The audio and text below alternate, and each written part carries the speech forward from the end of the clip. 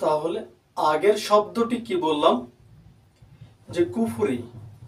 কুফরি শব্দ যে ঢেকে দেওয়া, সত্যকে গোপন করা, সত্যকে গোপন করা, ঢেকে রাখা, অস্বীকার করা, বাদ দেওয়া, এগুলোকে বলা হয় কুফরি। সত্যকে অস্বীকার করা, সত্যকে ঢেকে রাখা, যেটা সত্য না সেটা প্রকাশ করা, এভাবে হলো কুফরি। তো এই সমস্ত কথাগুলো দ্বারাই আমাদের কুফরি হয়ে থাকে, হয়।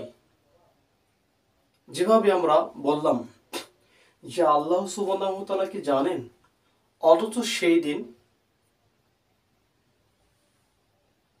লোকমান হাকিম তার ছেলেকে লক্ষ্য করে বলছিলেন যে আল্লাহ সুবহানাহু ওয়া তাআলার তিনি কেমন দেখেন, শোনেন এবং কিভাবে খবর রাখেন সে বিষয়ে বলতে যে লোকমান হাকিম তার বাচ্চাকে বললেন, বৎসকে বললেন, ছেলেকে বললেন,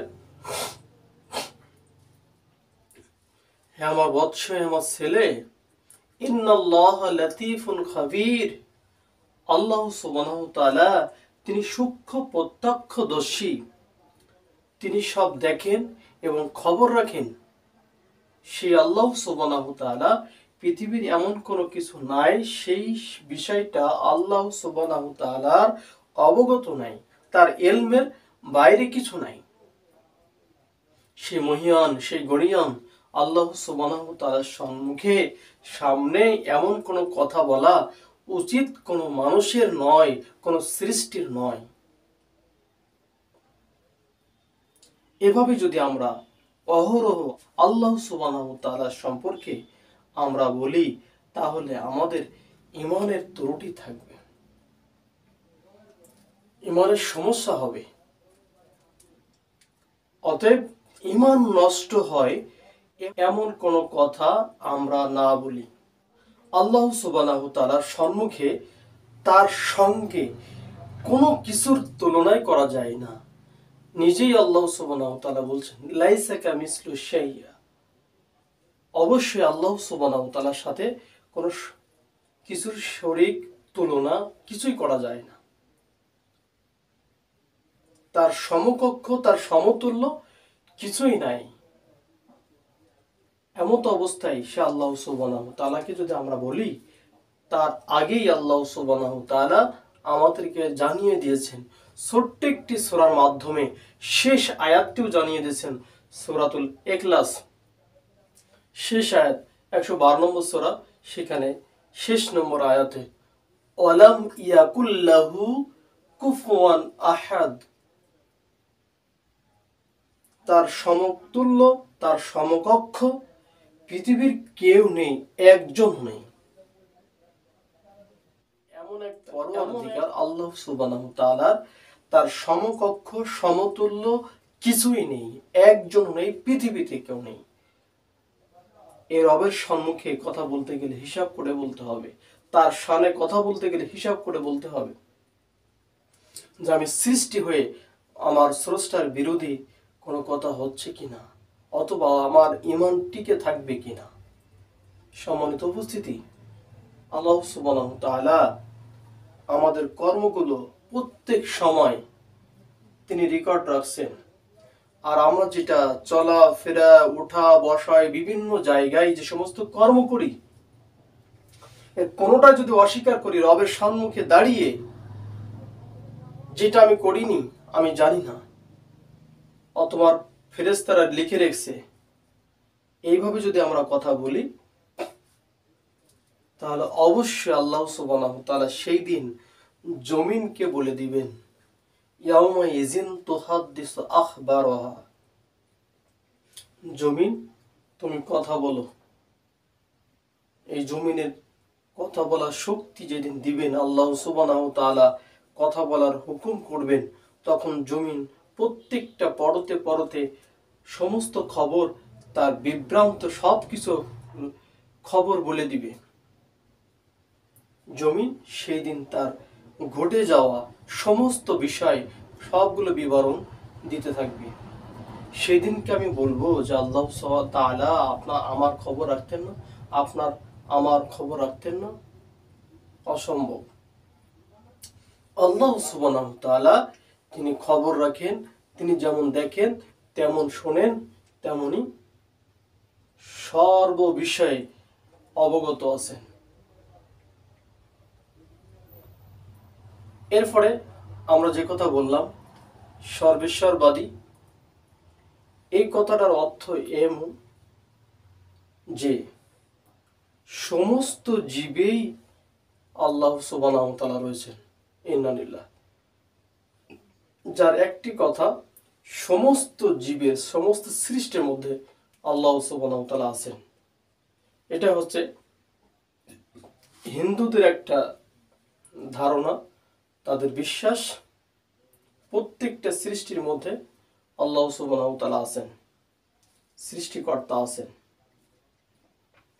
প্রতিটা প্রাণীর মধ্যে আছেন।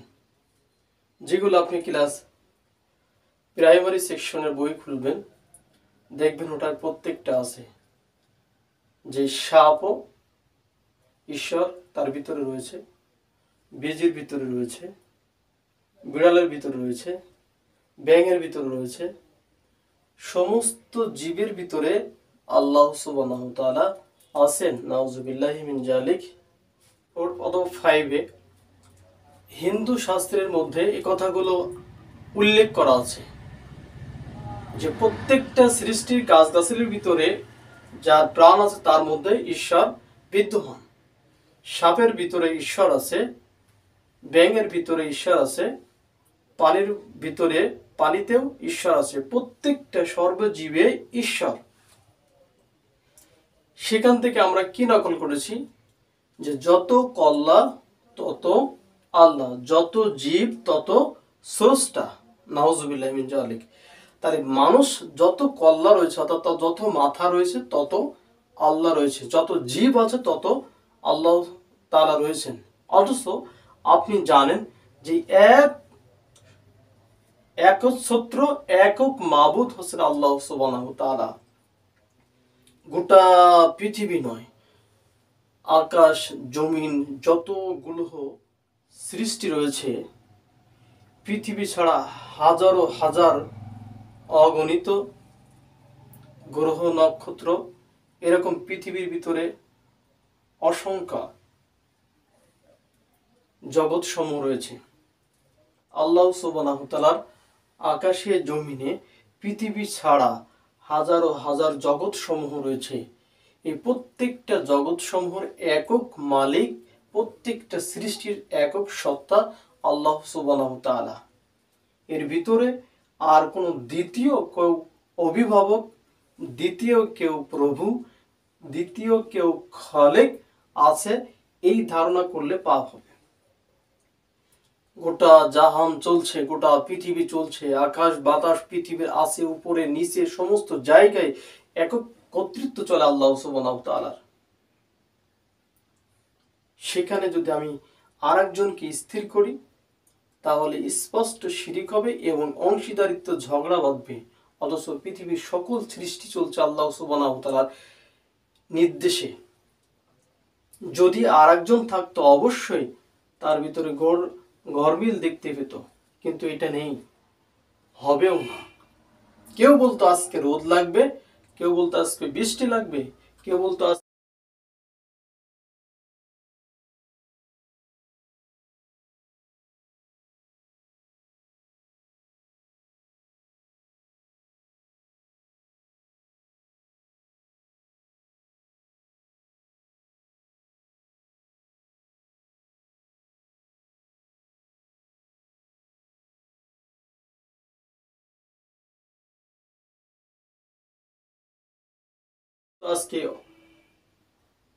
একদিন সূর্য বন্ধ থাকবে, আরেকজন বলতো অবশ্যই সূর্য উঠবেই।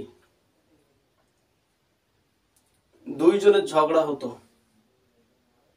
এই দ্বিতীয় ভাবে আরেকজন কেউ নাই, এককভাবে আল্লাহ সুবহানাহু ওয়া তাআলা গোটা জগৎ সমূহ পরিচালনা করেন। আপনাকে আমাকে দেখাশোনার অভিভাবক তিনি হচ্ছেন রব্বুল আলামিন। এভাবেই আপনি আমি আমার রবকে চিনেছি। সমস্ত জায়গার রব তিনি আল্লাহ সুবহানাহু ওয়া তাআলা। তা শুন, যে কথা বলছিলাম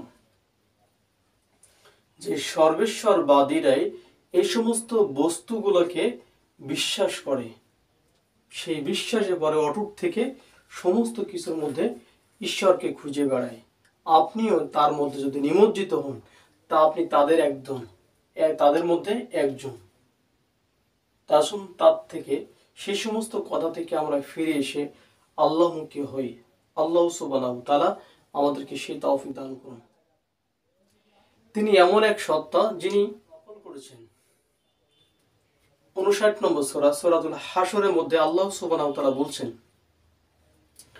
যে শয়তানের একটা উদাহরণ হলো এই, তিনি কামাসালিশ শয়তান, শয়তানের একটা উপমা দিতে যে আল্লাহ সুবহানাহু ওয়া তাআলা বলছেন যে শয়তান যখন মানুষকে বলে তুমি কুফরি করো, আর যখন মানুষ সেই কথা শুনে কুফরি লিপ্ত হয়, কুফরি কাজ করে, আল্লাহ সুবহানাহু ওয়া তাআলাকে অস্বীকার করে, অথবা সেই কুফরি কোনো কর্ম করে ফেলায়, তখন শয়তান তাকে ডেকে বলে যে তোমার সাথে আমার কোনো সম্পর্ক নেই। কি জন্য বলুন তো? শয়তান আপনার পিছনে থেকে থেকে এক সময় আপনাকে কুফরি কাজে লিপ্ত করায়, অস্বীকার কাজে লিপ্ত করায়, হারাম কাজে লিপ্ত করায়। যখনই আপনি কুফরি কাজে, হারাম কাজে লিপ্ত হলেন, তখন সাথে সাথে শয়তান আপনাকে বলেই যে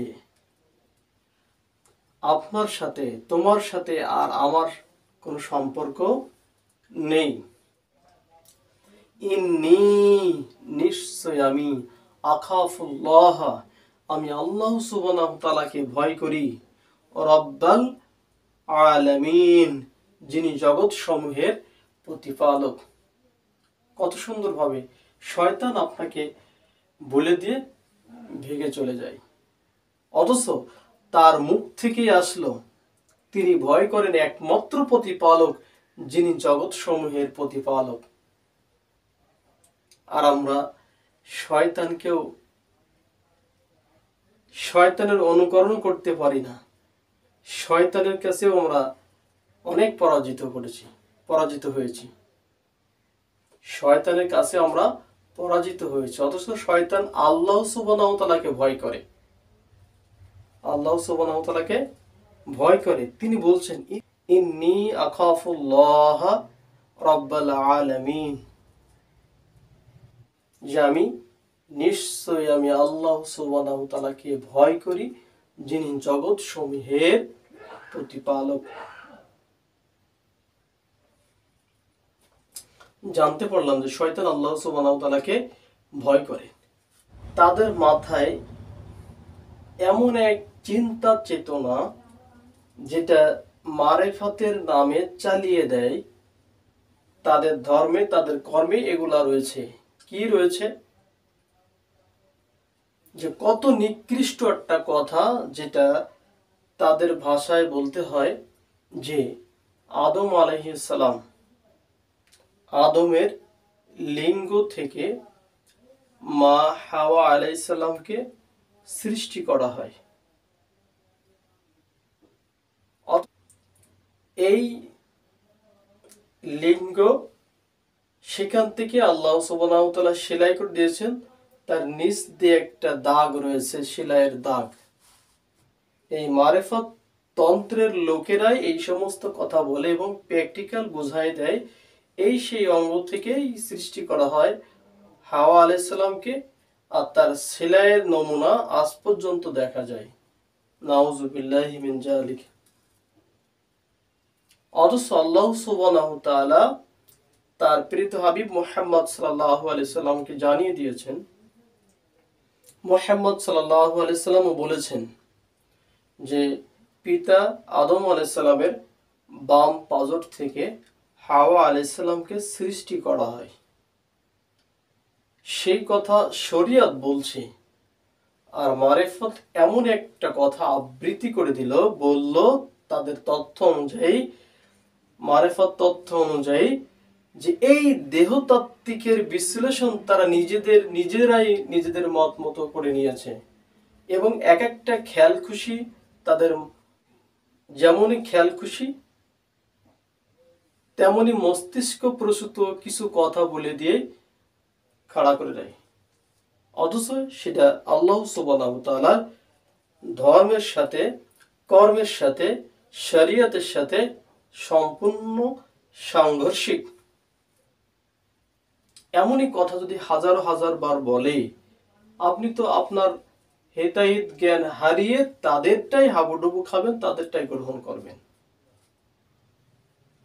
কিন্তু এগুলো নাই, এগুলো কোরআনুল কারীম এবং হাদিস কোনোটাই সাব্যস্ত করে না এই সমস্ত কুফরি কথাগুলো। আর আপনি তাদের এই শরীয়ত, কোরআন এবং হাদিসের বয়কট করে দিয়ে তাদেরটাই গ্রহণ করে দিয়ে সেভাবে আল্লাহ সুবহানাহু ওয়া তাআলাকে খুঁজছেন আর নাজাতের আশা করছেন। অসম্ভব। মুহাম্মদ সাল্লাল্লাহু আলাইহি সাল্লামের আনিত বিধান অনুযায়ী যেটা আল্লাহ সুবহানাহু ওয়া তাআলা দিয়েছেন, যে পথ পদ্ধতি দিয়েছেন, সেটা আল্লাহ সুবহানাহু ওয়া তাআলা খুশি হন, সন্তুষ্ট হন, সেই দিনটা পরিপূর্ণ যেটা আল্লাহ সুবহানাহু ওয়া তাআলা বলেছেন। সেই দিনের ভিতরে আপনি যদি আরেকটা দিন নিয়ে আপনার মন মতো চলেন, তাহলে মুহাম্মদ সাল্লাল্লাহু আলাইহি সাল্লামকে অস্বীকার করলেন, এবং আল্লাহ সুবহানাহু ওয়া তাআলা যে কোরআন কারীম অবতীর্ণ করেছেন সেটাও আপনি অস্বীকার করলেন। এই অস্বীকার করার পরে আপনি কিভাবে আল্লাহ সুবহানাহু ওয়া তাআলার সেই পরকালে আপনি নাজাত পাবেন, নাজাতের আশা করতে পারেন? অথচ আল্লাহ সুবহানাহু ওয়া তাআলা বলছেন, মাইয়াতু রাসূল ফাকাদ আতা আল্লাহ, যে ব্যক্তি আমার রাসূলের আনুগত্য করলো সে ব্যক্তি আল্লাহ সুবহানাহু ওয়া তাআলার আনুগত্য করলো। মুহাম্মদ সাল্লাল্লাহু আলাইহি সাল্লামকে আল্লাহ তাআলা বলে দিয়েছেন, কুল ইন কুনতুম তুহিব্বুনাল্লাহ ফাত্তাবিউনি। আল্লাহ সুবহানাহু ওয়া তাআলা বলছেন, হে নবী আপনি বলে দিন, যদি তোমরা আল্লাহ সুবহানাহু ওয়া তাআলাকে ভালোবাসতে চাও তাহলে মুহাম্মদ সাল্লাল্লাহু আলাইহি সাল্লামকে ভালোবাসো। সে আল্লাহ সুবহানাহু ওয়া তাআলা আরো বলছেন, ইয়া আইয়ুহাল্লাযীনা আমানু, হে বিশ্বাসী ঈমানদারগণ, তোমরা আল্লাহ এবং তার রাসূলের আনুগত্য করো, তোমাদের আমল সমূহ নষ্ট করে দিও না। ইয়া আইয়ুহাল্লাযীনা আমানু আতিউল্লাহ ওয়া আতিউর রাসূল ওয়া লা তুবতিলু আমল সমূহ নষ্ট করে দিও না। হে বিশ্বাসী ঈমানদারগণ, তোমরা আল্লাহ সুবহানাহু ওয়া তাআলা এবং তার রাসূলের আনুগত্য করো এবং তোমাদের আমল সমূহ নষ্ট করে দিও না। কিন্তু আমরা সেই নষ্টের দিকে যাচ্ছি। মুহাম্মদ সাল্লাল্লাহু আলাইহি সাল্লামের কথা দ্বারা, কর্ম দ্বারা, কোনো পদ্ধতি দ্বারা এই মারিফতি তন্ত্রগুলো স্বীকৃত নয়, আর আমরা সেটার পরে হাঁটছি, চলছি, আর ওটাকে দিন মনে করে বাস্তবতায় চলে যাচ্ছি, বাস্তবতায় আমল করছি। এভাবে আমরা কথা না বলি। আসুন পরে একটি কথা, যে সিয়াম ব্রত আল্লাহ সুবহানাহু ওয়া তাআলা ফরজ করেছেন, সিয়াম, রমজান মাসের সিয়াম, সেখানে হেই প্রতিপূর্ণ করার জন্য এক শ্রেণীর লোক বলে সেই যুগের লোকেরা খেতে পারতো না, তাই আল্লাহ সুবহানাহু ওয়া তাআলা এমন একটা বিধান করেছেন। আসলে কি তাই? অসম্ভব। এই একটা ফরজ বিধানকে অস্বীকার করার লক্ষ্যে এমন একটি কথা বলে যে সেই যুগের লোকেরা খেতে পারতো না, তাই সিয়াম ব্রত রাখতো, রোজা রাখতো। আর আজকের যুগের লোকেরা খেতে পারে, পড়তে পারে, সবকিছু করতে পারে, না খেয়ে থাকবে কেন, রোজা রাখবে কেন? এভাবেই অনেক কথাগুলো সমাজে চলছে, চলবে। এভাবেই বলে দেয়, আপনিও সাহেব দেন, হ্যাঁ তাই তো, আমাদের গলা ভর্তি ধান আছে, আমাদের খাদ্যের অভাব নেই, আমরা এখন না খেয়ে থাকবো কেন? সুন্দর একটা পথপন্থা, সেটাকে বাস্তবায়ন করার জন্য কেউ ওজোর পেশ করে, আমার গ্যাস্ট্রিক, আলসার ইত্যাদি, খেতে পারে না, কষ্ট হয় ইত্যাদি, কাজ করতে পারি না, অক্ষম ইত্যাদি কথা দিয়ে সেই আল্লাহ সুবহানাহু ওয়া তাআলার ফরজিয়াত বিধান, ইসলামের সর্ব উচ্চ পর্যায়ের একটা ইবাদত, আল্লাহ সুবহানাহু ওয়া তাআলার একান্ত সুবহানাহু ওয়া তাআলা সন্তুষ্টি করা যায় সেই সিয়াম দিয়ে। সেই সিয়ামটাও আমরা ব্যঙ্গ করার, ক্রিটিসাইজ করার পথপন্থা পেয়ে গেছি। অতএব এমন একটা পন্থা বাদ দিয়ে আল্লাহ সুবহানাহু ওয়া তাআলা দেওয়া নির্দেশ অনুযায়ী আমাদের চলার চেষ্টা করতে হবে এবং এই সমস্ত ওয়াহিদ কথা থেকে বিরত থাকতে হবে। আল্লাহ সুবহানাহু ওয়া তাআলা আমাদেরকে সবাইকে